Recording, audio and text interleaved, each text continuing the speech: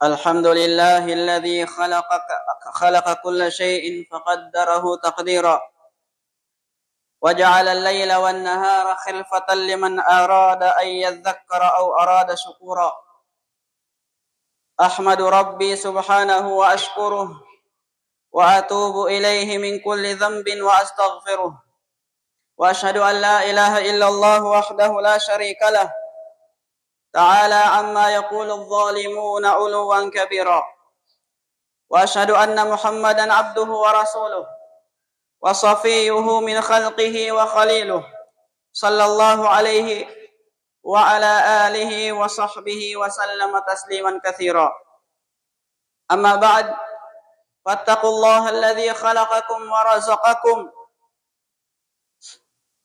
فإنه من يتق الله وقاه، ومن توكل عليه كفاه، وكفى بالله وكيلا. قال الله تعالى: ومن يتق الله يجعل له مخرجا ويرزقه من حيث لا يحتسب.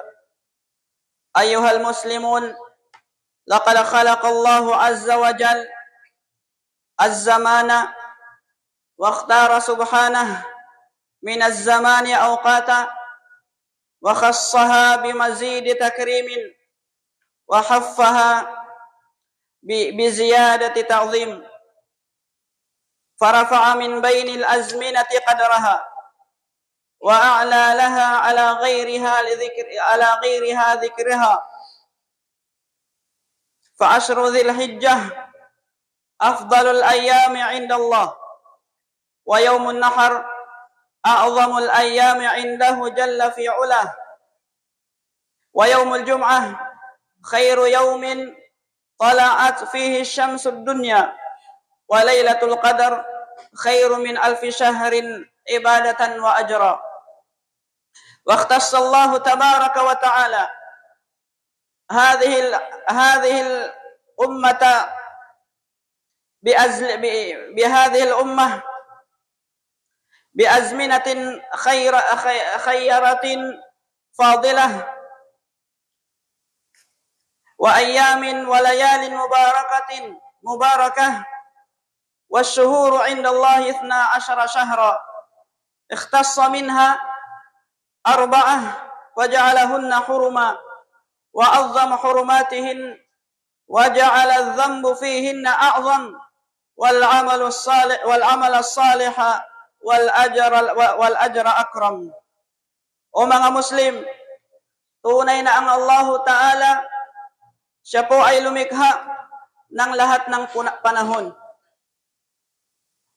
na siya ring pumili mula sa mga panahong ito na kanyang itinakda na higit o nakakahigit sa ibang mga panahon, nababalutan sila ng kadakilaan at ginawang mas angat sa iba pang mga panahon. Gaya na lang ng unang 10 araw ng Dhul-Hijjah. Ito po ay pinakamahalagang araw at pinakamainam mula sa mga araw sa paningin ng Allah Ta'ala. Ang araw ng Nahar, yaong pagkatay, ay ang pinakadakilang araw sa kataas-taasang Allah Ta'ala. Ang araw ng Jum'ah, ito po ay pinakamagandang sinisikatan ng araw ng mundo, at ang gabi ng mabiyaya o yaong Laylatul Qadr na 1,000 buwan, ang gantimpala o yaong pagpapala na napapaloob nito na pagsamba na nakabutihan ng Allah Subhanahu wa Ta'ala. Ginawa pong sagrado ng Allah Ta'ala ang mga panahong ating nabanggit bilang dakila o mas dakila sa ibang mga araw. Ginawang mas malaki rin ang mga kasalanan na kung saan yaong mga taong gumagawa sa loob nito, at mas marangal o dakila ang pagpapala sa mga taong matuwid. Qala Allah Ta'ala: inna iddatash shuhuri 'inda Allah 12 shahra fi kitabillah yawma khalaqas samawati wal ard minha 4 hurum dzalika ad-dinul qayyim fala tadhlimu fihinna anfusakum. Katotohanan, ang bilang ng mga buwan sa paningin ng Allah Ta'ala ay 12 buwan sa loob ng isang taon. Sa aklat o talaan ng Allah Ta'ala, mula sa araw na kung saan nilikha na itong kalangitan at kalupaan. Kabilang sa mga buwang ito, ang 4 dito ay sagrado. Yan ang matuwid na relihiyon. Kaya't huwag kayong gumawa ng kamalian sa inyong mga sarili sa mga panahong ito. Waqad tala'aba ahlul jahiliyah bi ashhuril hurum ziyadatan wa nuqsa, taqdiman wa ta'khira, wa huwa alladhi sammahu Allah azza wa jal an-nasi'. Katotohanan, ang mga tao sa mga panahon ng kamangmangan, minapula nila ang mga sagradong buwan na ito. Pinili nila na minsan sila ay sumasamba at minsan sila ay susuway. Minsan sila ay uurong o uusad o minsan naman sila ay aatras. At tinawag ito ng Allah Ta'ala ay an-nasi o kalagayang pagpapaliban. Qala Allah Ta'ala, innaman nasi'u ziyadatun fil kufr, yudillu bihi alladhina kafaru, yuhillunahu 'ama wa yuharrimunahu 'ama, liwati'u 'iddata ma harrama Allah, fayuhillu ma harrama Allah. Zuyyina lahum su'u a'malihim, wallahu la yahdil qaumal kafirin. Sabi ng Allah Ta'ala, katotohanan, ang pagpapaliban o yung tinatawag na an-nasi, ang pagpapaliban ng isang sagradong buwan ay karagdagan sa kawalan ng pananampalataya. Sanhin ito, yaong mga hindi naniniwala o higit pang nangaligaw sapagkat kanilang pinahihintulutan ito sa isang taon at ipinagbabawal na naman nila sa susunod pang taon upang ito ay itugma sa iba pang mga ibang buwan na ipinagbabawal o tumutugma ang kanilang ginagawang pagbabawal doon sa mga buwan na banal sa Allah Ta'ala. At gayon, kanilang ginawang marapat na anumang ipinagbabawal ng Allah. Ginawang kalugod-lugod para sa kanila ng Allah Ta'ala ang kanilang kasamaan na kanilang ginagawa at hindi pinapatnubayan ng Allah ang mga taong hindi naniniwala. Ikhwatal iman, laqad naha Rabbuna azza wa jal an al-zulmi fil ashhuril hurum tashrifan laha wa ta'zima wa i'zazan li sha'niha wa takrima. O mga kapatid sa pananampalataya, katotohanan, pinagbawalan po tayo ng ating Panginoong Allah Ta'ala ng kawalan ng katarungan o paggawa ng mga kasamaan sa mga sagradong buwan na ito. Buwan na kung saan upang tayo ay may pabilang ng ating mga ginagawa sa loob nito bilang paggalang, pagpupuri at karangalan sa kanilang katayuan. Tulad na lang ng sinabi ng Allah Ta'ala, فَلَا تَظْلِمُوا فِيهِنَّ أَنفُسَكُمْ. Kahit huwag kayong gumawa ng kamalian sa inyong mga sarili sa mga panahong ito. Ala wa inna shahrallahi al-muharram wa ahadul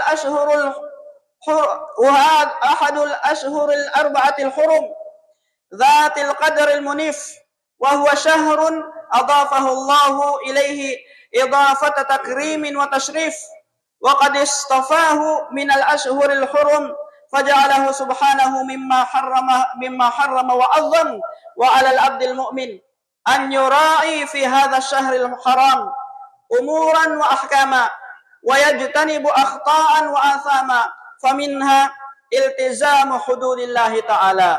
Katotohanan, ang buwan ng Allah na siyang Muharram tulad ng buwan na ito ay isa sa mga 4 na nabanggit sa maluwalhating Quran bilang isang sagradong buwan.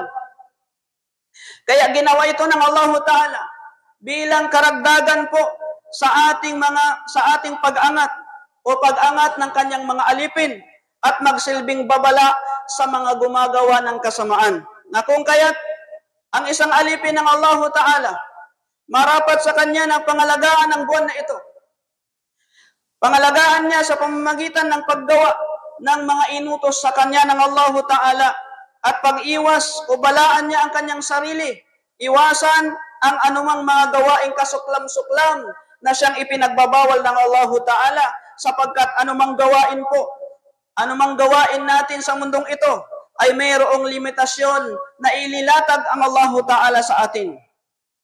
Qala subhanahu, tilka hududullah wa may yuti'illah wa rasulah yudkhilhu jannatin tajri min tahtiha al-anhar khalidina fiha wa dhalikal fawzul azim wa may ya'sillaha wa rasulah wa yata'adda hududah yudkhilhu naran khalidan fiha wa lahu adzabun muhin. Sinabi ng Allah Ta'ala, ito ang mga hangganan o itinakda ng Allah Ta'ala. At sino man ang sumunod sa Allah at sa kanyang sugo, siya ay kanyang papapasukin sa mga hardin sa kaligayahan sa paraiso, na nasa ilalim nito ay mga umaagos na mga ilog upang mamalagi roon ng walang hanggan, at iyan ang dakilang tagumpay. At sino naman ang sumuway sa Allah at kanyang sugo at lumabag sa kanyang hangganan na itinakda ng Allah Ta'ala, siya ay kanyang papapusukin pagdating ng araw ng paghukom sa apoy ng impyerno upang mamalagi roon magpakailanman. At sa kanya ay isang kahihiyang parusa. Fala yajri'u ala intihakiha wa ta'addiha wa la yaqtaribu minha li'alla yaqa'a fiha haythu inna iltizama hududillah wa adama ta'addiha dalilun ala taqwal qulub wa ta'zimi sya'airillahi fiha. Hindi dapat maglakas loob ang isang alipin na siya ay lumabag sa Allah Ta'ala. Kahit man lang subukan niya ito, o di kaya kahit man lang lumapit siya dito, baka po siya ay mahulog o mahumaling sa mga gawain na ito. Dahil ang pagsunod sa hangganan ng Allah Ta'ala at hindi paglabag sa Kanya, ito po ay patunay ng kabanalan at pagkatakot ng ating mga puso at pagpapahalaga sa mga tanda ng Allah Ta'ala. Qala Allah Ta'ala, wa may yu'azzim sya'airallah fa innaha min taqwal qulub. Sinabi ng Allah, at sino man ang dumakila sa mga sagisag o ritual ng Allah, katotohanan, ito ay nagmula sa kabanalan o kanilisan ng mga puso. Wa minha aydan iqamatu fara'idillah ta'ala min al-inayati bil aqidati as-sahiha wa tarki ma yudadduha wa iqamati sya'airillah wa ijtinabi ma yuhadduha wal qiyam bil ibadati al-badaniyyah wal qalbiyyah wal iltizami sa'iril ahkam syar'iyyah. Kabilang din yaong pagpapatupad sa mga obligasyon sa atin ng Allah Ta'ala. Tulad na lang ng pagsunod sa tamang paniniwala o akidah at pag-iwan sa mga sumasalungat dito. Pagsasagawa ng mga ritual sa Allah Ta'ala at pag-iwas sa anumang lihis dito. Pagsasagawa ng mga panalangin sa pamamagitan ng pisikal at ating mga puso sa pagsamba sa Allah at pagsunod sa lahat ng kanyang batas o batas ng Sharia. Qala Allah Ta'ala, wa aqimus salah wa atuz zakah wa aqridullaha qardan hasana. Wa ma tuqaddimu li anfusikum min khairin tajiduhu indallah wa khairan wa a'zama ajra wastaghfirullah innallaha ghafurur rahim. Sinabi ng Allah Ta'ala, at magsagawa kayo ng pagdarasal at magbigay kayo ng zaka o kawanggawa at magpautang kayo sa Allah ng isang mabuting pautang. At anumang kabutihan ang inyong inilaan para sa inyong mga sarili, katiyakang ito ay inyong matatagpuan sa Allah. Ito ay higit na mabuti at nakahihigit ang gantimpala. at inyong hingin ang kapatawaran ng Allah, katotohanan ng Allah ay mapagpatawad, maawain. Wa minha ijtinabu ma harrama Allah min ar-riba waz-zina wa akli al-harami wal-ghina wal-kadhib wal-ghish waz-zur wal-khiyanati wa sa'ir al-athami wash-shurur wa hiya muharramatun fiha wa fi ghayriha min al-azminah wa inna min ta'zimillahi azza wa jal hadhihi al-ashhurul hurum annahana an intihakil hurumatiha. Kabilang din na ating gagawin sa buwan na ito ay pag-iwas po natin sa mga ipinagbabawal ng Allah Ta'ala. Mula sa mga riba o pautang bilang na mayroong tubo na siyang 5-6, pangangalon niya, pagkain ng mga ipinagbabawal, mga pagkanta, pagsisinungaling, paglilinlang, pamimeke, pagtataksil, at lahat ng iba pang mga kasalanan at mga kasamaan. Ang mga ito po ay pinagbabawal sa panahong ito at iba pang mga panahon at kabilang sa mga pagluwalhati po ito sa Allah Ta'ala. Ang mga sagradong buwan na ito ay pinagbabawalan po tayong labagin ang kanilang kabanalan. Sinabi ng Allah Ta'ala, Ya ayyuhalladhina amanu, la tuhillu sha'airallah, wala syahral haram. O kayong mga naniwala, huwag ninyong lapastanganin o labagin ang ritual ng Allah Ta'ala at ang kanyang mga sagradong buwan. Qala Ata ibn Abi Rabah, rahimahullah, Sha'airallah, jami'u ma amara Allah bihi wa naha'an. Sinabi ni Ata bin Rabah, rahimahullah, ang mga ritual ng Allah ay lahat ng kanyang mga inuutos at mga ipinagbabawal. Wa mimma 'alal 'abdi an yura'iyahu aidan fi syahril haram khassatan wa fi ghairiha 'ammah an yu'addiya al-huquqa ila ahliha wa an yuradda al-zalima ila ashabiha ka huquqil aba'i wal ummahat wal abna'i wal banat wa huquqil ikhwan wal jiran wasyuraka'i wal ujara' wa ahlil imani wa sa'iri ashabil milal wa adyan. Kabilang din sa mga dapat din natin o dapat sundin ng isang alipin sa sagradong buwan na ito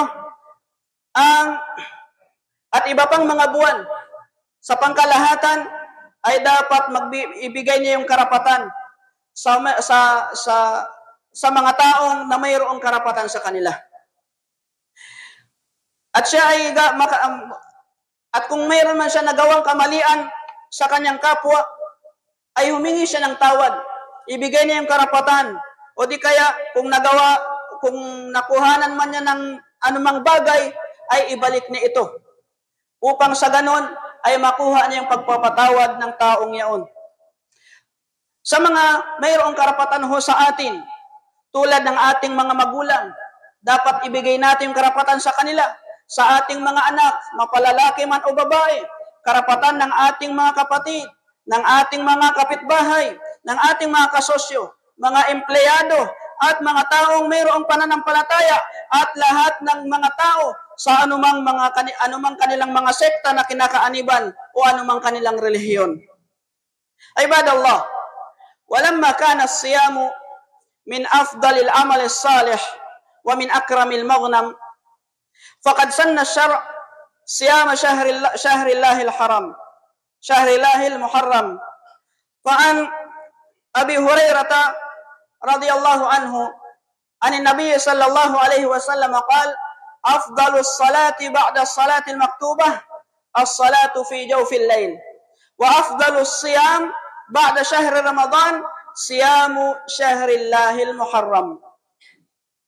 Mahalipin ng Allah. At dahil sa ang pag-aayuno, isa po ito sa pinaka mabuting gawain at pinakadakila na siyang mayroong pakinabang sa atin. Ang batas ng Islam o Sharia ay nagpapatupad po na ang pag-aayuno sa buwan na ito o sa buwan ng Muharram, buwan ng Allah, Naiulat po ni Abu Hurairah radhiyallahu anhu mula sa sugo ng Allah sallallahu alaihi wasallam na kanyang nasabi, ang pinakamainam na panalangin pagkatapos ng mga obligadong panalangin o pagsasala ay ang pagsasala sa kalagitnaan ng gabi.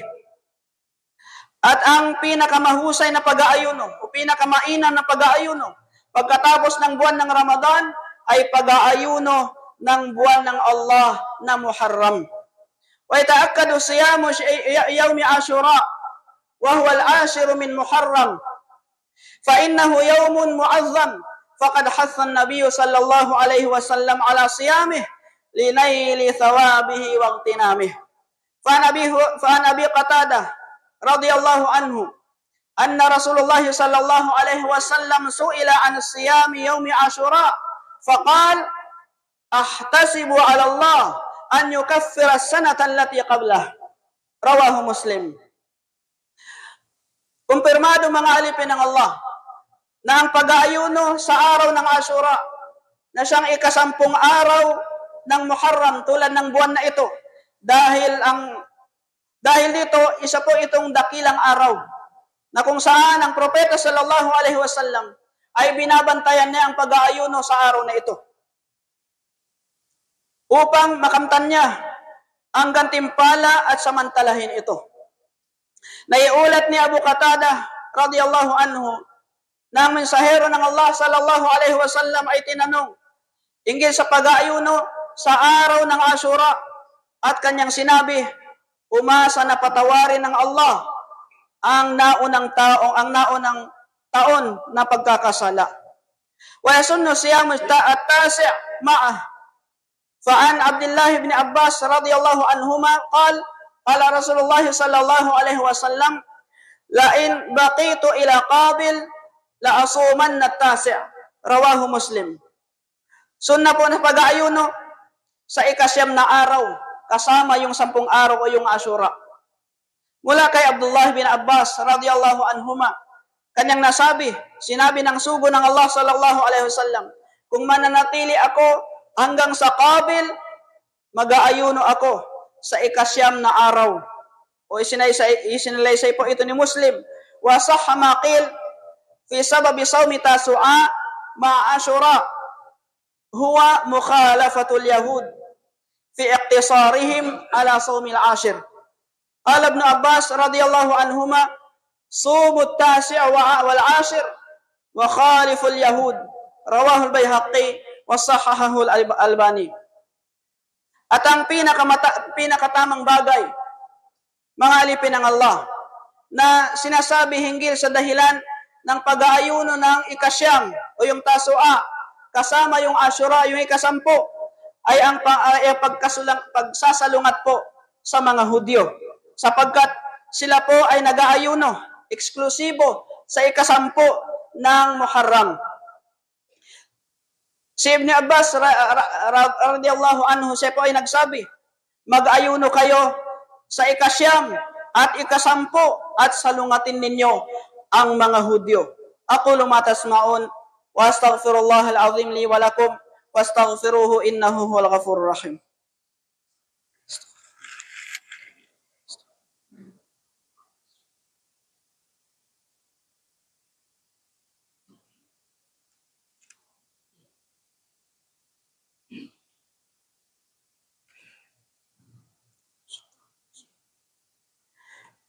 Alhamdulillah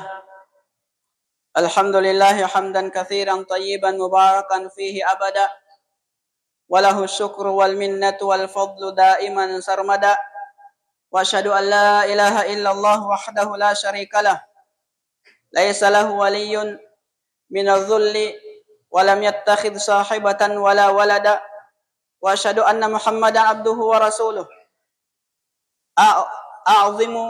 a'zim bihi abdan wa sayyida sallallahu alaihi wa ala alihi wa ashabihi wa sallama tasliman katsira ma raha abdun fi ta'atillahi wa aw ghada amma ba'd fattaqullaha alladhi khalaqakum wasta'inu ala ta'atihi bima razaqakum.